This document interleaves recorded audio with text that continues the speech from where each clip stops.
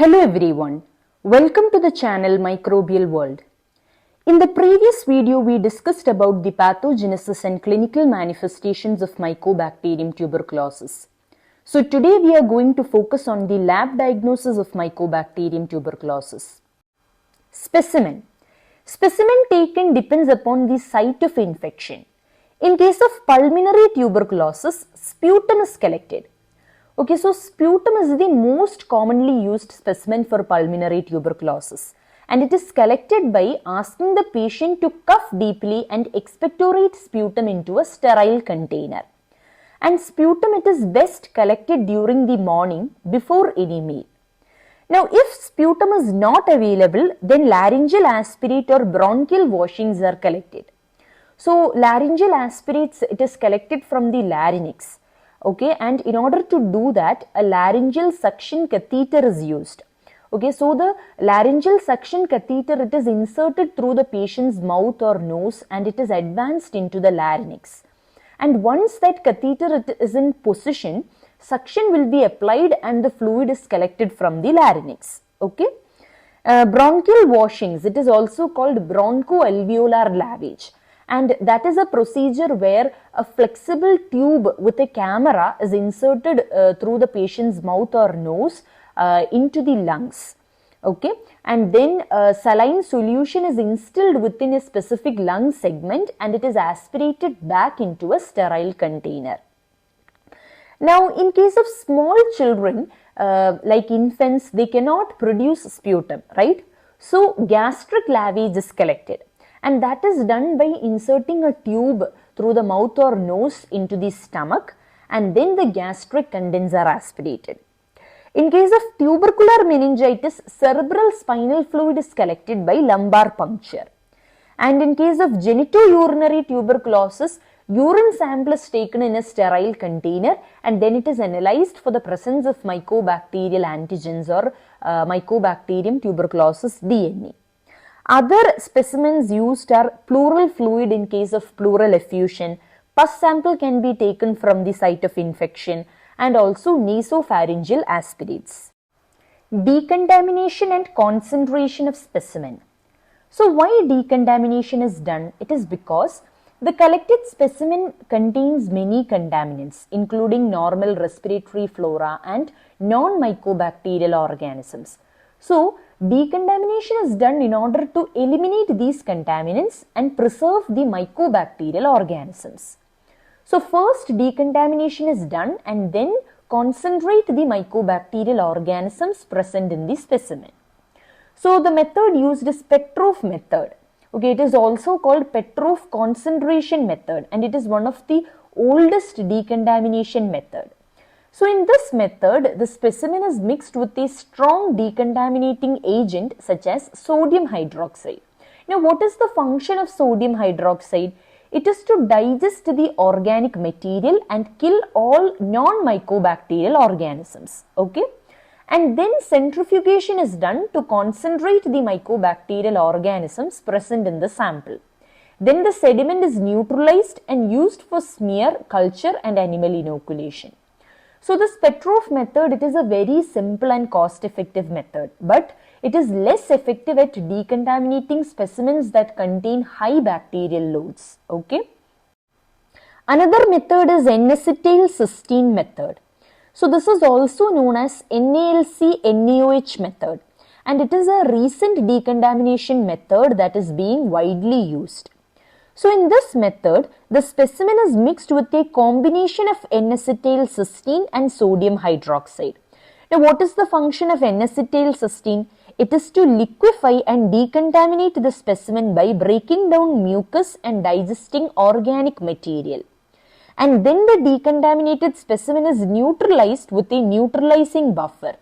This is done in order to stop the action of sodium hydroxide and prevent further degradation of mycobacterial cells. And then centrifugation is carried out to concentrate the mycobacterial organisms present in the sample. So, this method, it is considered more effective than Petrov method because it can decontaminate specimens that contain high bacterial loads. Microscopy. Ziehl-Neelsen staining. This is an acid-fast staining method. So you can watch the video on acid-fast staining in order to understand the principle and procedure of the staining in detail. Now I will just explain it shortly. So in this staining method, the clinical specimen, for example sputum, is heat fixed onto the slide, and then it is treated with the primary stain carbolfuchsin, and then the slide is heated. After that it is treated with decolorizing agent acid alcohol, and finally the slide is counterstained with methylene blue. So the acid-fast bacteria takes the color of the primary stain carbolfuchsin and they appear bright red in color, and the non-acid-fast bacteria takes the color of the counter stain and they appear blue in color. So how they are seen? They are seen as red bacilli seen against a blue background color. Another method is auramine-rhodamine fluorochrome stain. So when there are several smears to be examined, it is convenient to use fluorescent microscopy. So in this case, the smears, they are stained with the auramine-rhodamine fluorescent dye. Okay. So the dye will bind to the mycolic acid in the mycobacterial cell wall and they will fluoresce under UV light. Okay. Another method is quinone stain. It is a modification of acid-fast staining. Okay. So this is a modified cold method where heating of the stain is not employed, and it requires increasing the concentration of phenolic acid and the duration of staining. Culture. Mycobacterium tuberculosis is an obligate aerobe, which means they can grow only in the presence of oxygen. And they are slow growers, okay. So they grow slowly with a generation time of 14 to 15 hours. And the colonies appear between 2 weeks to 8 weeks.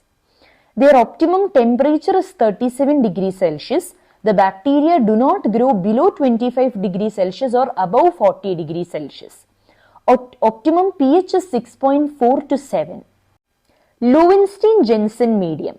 So this is one of the oldest and most widely used medium for mycobacterial culture. Okay.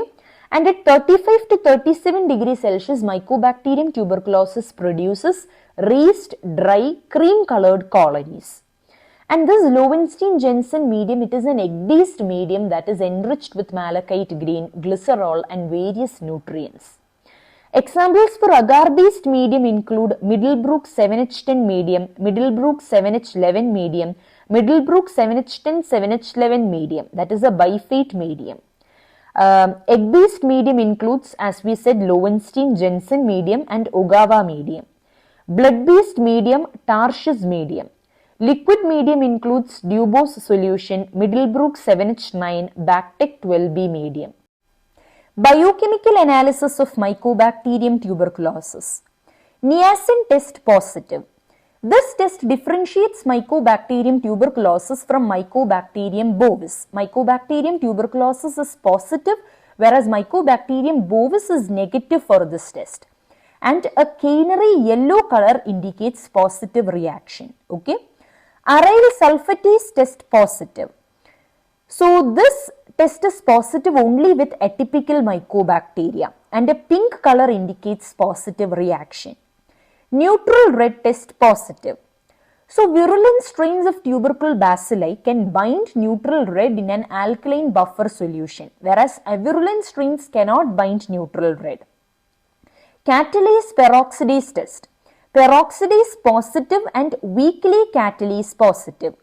This test helps in differentiating tubercle bacilli from atypical Mycobacteria.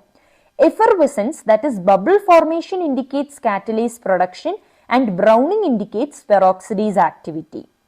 Amidase test positive. Mycobacterium tuberculosis produces the enzyme amidase, and thus they have the ability to hydrolyze amides, and this helps to differentiate Mycobacteria. Nitrate reduction test positive, which means Mycobacterium tuberculosis can reduce nitrate to nitrite, and when the medium changes color into red color, it is interpreted as positive. Okay. Tween 80 hydrolysis, variable result. So this test determines the ability of Mycobacterium tuberculosis to hydrolyze tween 80, that is polyoxyethylene sorbitan monooleate, resulting in a decrease in surface tension and visual changes in the medium. Okay, and this test helps in differentiating non-tuberculous mycobacteria. And also a positive test is indicated by change in the color of medium from yellow to red at pH 7. Susceptibility to pyrazinamide sensitive. So, Mycobacterium tuberculosis produces the enzyme pyrazinamidase, okay, and this enzyme can hydrolyze pyrazinamide to ammonia and pyrazinoic acid. This test is positive with Mycobacterium tuberculosis and it is negative with Mycobacterium bovis. Susceptibility to thiophene 2-carboxylic acid hydrazide.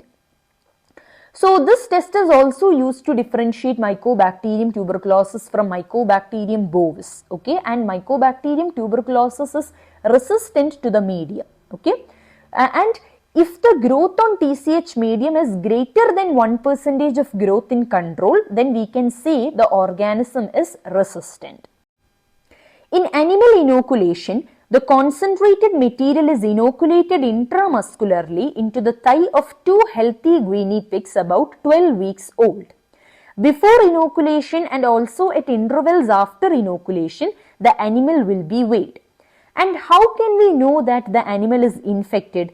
Progressive loss of weight and a positive tuberculin skin reaction indicates infection. Okay. So we will be discussing more about tuberculin skin reaction in the upcoming slide. One of the animal is killed after 4 weeks and autopsy. Rapid and automated methods. So several automated culture methods have been introduced to detect early growth. Okay, these methods include Bactic 460. This method uses radioisotopes to detect growth. But currently this method is not preferred because of the use of radioisotopes. Okay. Another method is backed alert. This is a colorimetric method of growth detection and it is due to the production of carbon dioxide as a result of bacterial metabolism during growth. Mycobacterial growth indicator tubes. This is also a rapid growth detection method and this method uses 7H9 Middlebrook medium with fluorometric detection technology via oxygen consumption. Another method is ESP culture system. Okay. So when the bacteria grow, they can consume gas and also they can liberate gas, right? So there will be pressure changes in the medium. So this system can detect pressure changes above the level of the medium. Gene Expert MTB, Expert Ultra, Line Probe Assay, Loop Mediated Isothermal Amplification, Digital Chest Radiography. These are also automated methods used to detect Mycobacterium tuberculosis. Serodiagnosis is based on the detection of antibodies to various mycobacterial antigens. ELISA test can be done to estimate IgM, IgG and IgA antibody titers using mycobacterial antigens. Okay, and latex agglutination test can be performed with latex particle coated with a rabbit antibody to Mycobacterium tuberculosis. Molecular method includes PCR. Okay, and it is done by PCR amplification of mycobacterial DNA using genus-specific primers. And the organism is identified by comparing the nucleotide sequence with reference sequences. Mantoux test or tuberculin skin test. So this is a method that is used routinely. Okay, and in this test 0.1 ml of purified protein derivative. So this purified protein derivative, it is a substance that is derived from Mycobacterium tuberculosis. Okay. So 0.1 ml of PPD containing 5 tuberculin unit is injected intradermally on the forearm. Then the site of injection is examined after 48 to 72 hours and induration is measured. So what is induration? It is a raised red bump that is seen on the skin. Okay. So an induration of diameter 10 mm or more is considered positive and an induration of 5 mm or less is considered negative. Okay, so this is all about the lab diagnosis of Mycobacterium tuberculosis. Thank you.